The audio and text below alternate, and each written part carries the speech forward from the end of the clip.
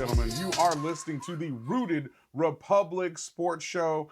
That's right, the Rooted Republic Sports Show with yours truly, Jimmie Bryant, coming to you rocking, man. I'm really excited. This is a new thing. And so the Rooted Radio Network family team decided that it will be a great addition to start talking about some more of the things we love. One of which is basketball, the NBA, football, the NFL, and more. We're going to start off there, dive in and just try to develop our understanding and tap into the game and really get a good idea what's going on that tip. And then we'll branch off and do more. So with that being said, we're just gonna start off and get right into it. There's actually a lot of good stuff going on in the league just in the last 48-hour news cycle. And so for starters, Giannis and the Bucks have had an NBA Players Association rebuke their dispute, implying that Milwaukee is tanking and damaging the NBA's integrity by wanting to shut down the All-Star forward for next season. Now, that's a really interesting dynamic. Teams have been, or the league rather, has really been looking at taking a hard look at tanking, the whole practice of losing games for the sole purpose of getting a higher draft pick, which is a crap shot, ladies and gentlemen. These are odds. So you losing games on purpose does not guarantee that you're going to get a high draft pick. Now, does it help your chances? Absolutely. But in this day's game, it can really hurt the final product that people get to see out there. And frankly, I can understand the league wanting to make sure that teams are behaving in good faith. Now, there's this like three-edged sword to that, right? Because the moment is now you've got a superstar player who is still in his prime, capable of winning a championship. You want to do everything you can to win now. And when that guy suffers an injury or has a setback, sometimes the fastest way to win now is to go ahead and lose games so that you can build assets, whether or not it's trading that pick for someone that you like better or someone that can help you win now, or is using that pick to help your team get better.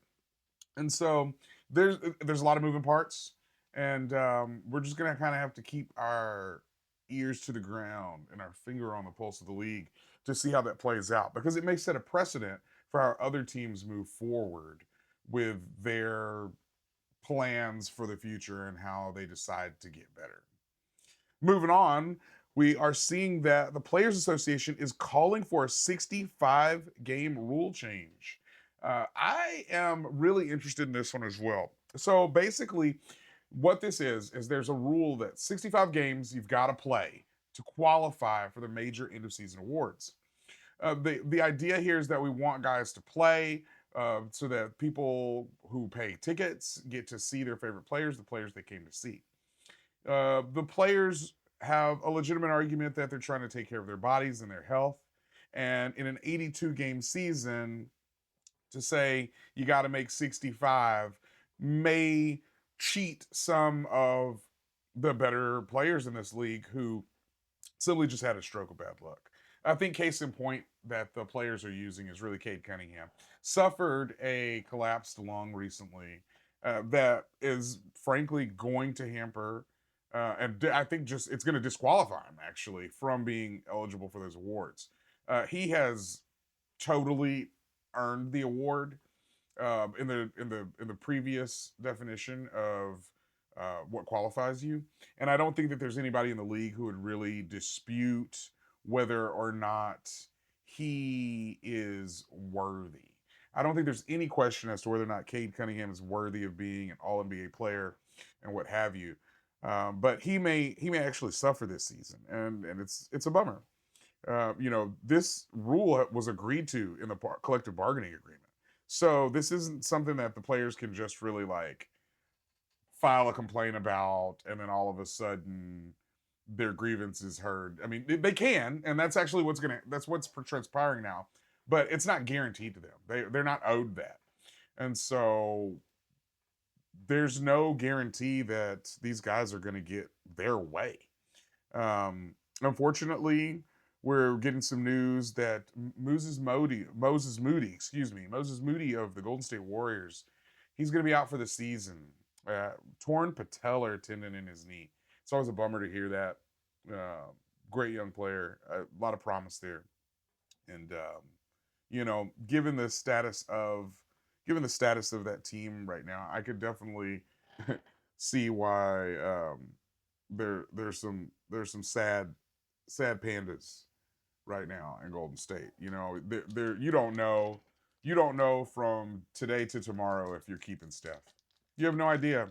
And the way that your front office and that your management has handled this dynasty since Bob Myers left, I think doesn't give a lot of confidence. Now, I'll say this: Bob Myers, I think, was a very smart guy, very shrewd guy, and it's difficult to just slide into a situation like that, where you have someone who is so paramount to winning, and that in and of itself is also really weird. You got a guy like Bob Myers. This is like Jerry Krause level stuff. Like, this is a guy. Now, I think Bob Myers is a hooper. I'm pretty sure Jerry Krause wasn't a hooper. But my point is just that, like, when we look back at how this story of Golden State was told, Bob Myers is a part of that story.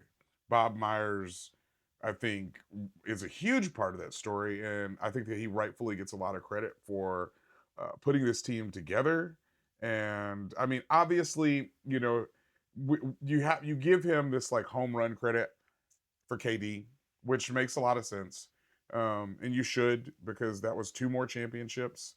It makes sense, but I mean, he put the thing together in the beginning too, and so shout out to him. Shout out to Mark Jackson as well. Um, it's always bittersweet when you watch someone build something and it turns out they weren't the guy to get him over the hump. Um, and an argument could be made that Mark probably would have gotten them over the hump. I'd like to think that, seeing now what Curry became, it was a foregone conclusion, right? Surely they were going to win a chip. I'd like to think that. Kerr did unlock some things, but frankly, it is what it is. So you've just got to rock with what you got. And my heart goes out to Golden State fans. Moody, him and his camp, I hope you guys can just get grounded and centered, and make a pivot for the better. Wemby stating his MVP case out there, wanting to leave no debate. Not really the biggest surprise there. I think Wemby totally should be a finalist for MVP. The seeding, everything lines up, and so it's just going to come down to how those guys can finish out.